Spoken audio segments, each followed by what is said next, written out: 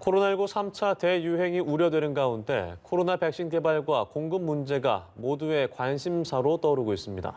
네, 그런데 이 코로나 백신이 꽉 막힌 남북 관계를 푸는 열쇠가 될 수 있다는 관측이 나오는데요. 이인영 통일부 장관이 앞장서 이런 분위기를 만들어가고 있습니다. 지성림 기자입니다. 과거 정부에서도 대북 인도적 지원이나 경협 활성화를 통해 남북 관계의 위기를 기회로 바꾼 경우가 없지 않았습니다. 김대중 정부 시기였던 1999년 6월, 북한 경비정의 북방 한계선 침범으로 1차 연평 해전이 발발했습니다. 하지만 김대중 정부는 정경분리 원칙에 따라 남북 경제협력 사업에 제동을 걸지 않았습니다. 북한의 관광객 공유로 일시 중단됐던 금강산 관광사업도 정부의 승인으로 재개됐습니다. 정주영 현대그룹 명예회장이 평양을 방문해 김정일 국방위원장을 만난 것도 정부의 적극적인 지원이 있었기에 가능했습니다. 이런 노력의 결과 2000년 6월 남북 정상회담이 성사될 수 있었습니다. 노무현 정부에서는 대북 인도적 지원이 한몫단단히 했습니다. 2006년 10월 북한이 1차 핵실험을 강행하면서 한반도 정세는 얼어붙었습니다. 이런 정세 속에서도 노무현 정부는 북한이 적십자 채널을 통해 요청한 비료 30만 톤을 지원했고 북한의 구제역이 발생하자 적극적인 방역 협력에도 나섰습니다. 북한의 미사일 발사와 핵실험으로 중단됐던 대북 식량 차관이 재개됐고 수해복구 자재와 장비 지원도 이뤄졌습니다. 노무현 정부의 일관된 대북 지원 원칙을 바탕으로 2007년 10월 남북 정상회담이 성사됐습니다.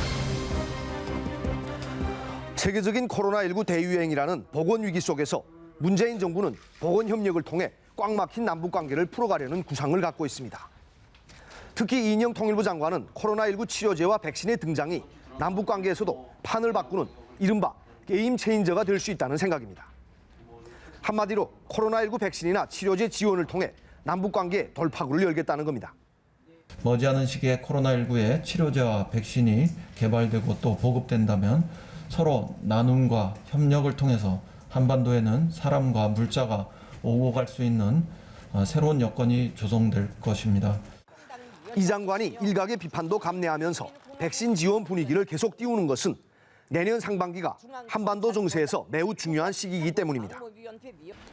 내년 1월 출범하는 미국의 바이든 행정부가 대북 정책을 수립하기까지 북미 관계에는 일종의 공백기가 불가피합니다. 이 장관은 이 공백기를 남북관계 진전으로 채워야 한다고 거듭 강조하고 있습니다.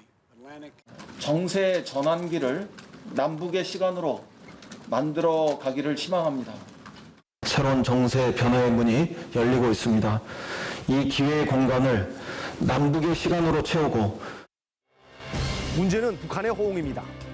북한의 입장에서 보면 현재로서는 외교적 고립에서 벗어날 뾰족한 수가 보이지 않습니다.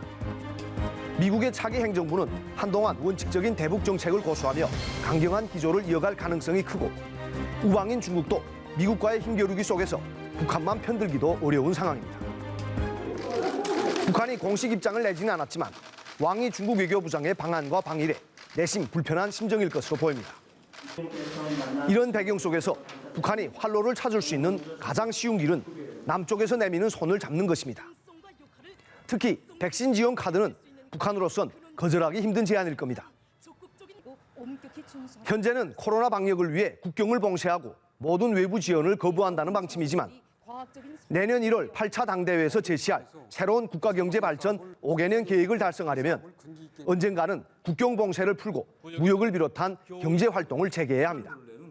국경 봉쇄를 풀기 위해서는 백신이 필수입니다. 그래서 일각에선 코로나19 백신이 개발돼 상용화될 즈음인 내년 상반기에는 남북관계가 지금과는 다른 양상으로 흘러갈 수도 있다는 관측이 나옵니다.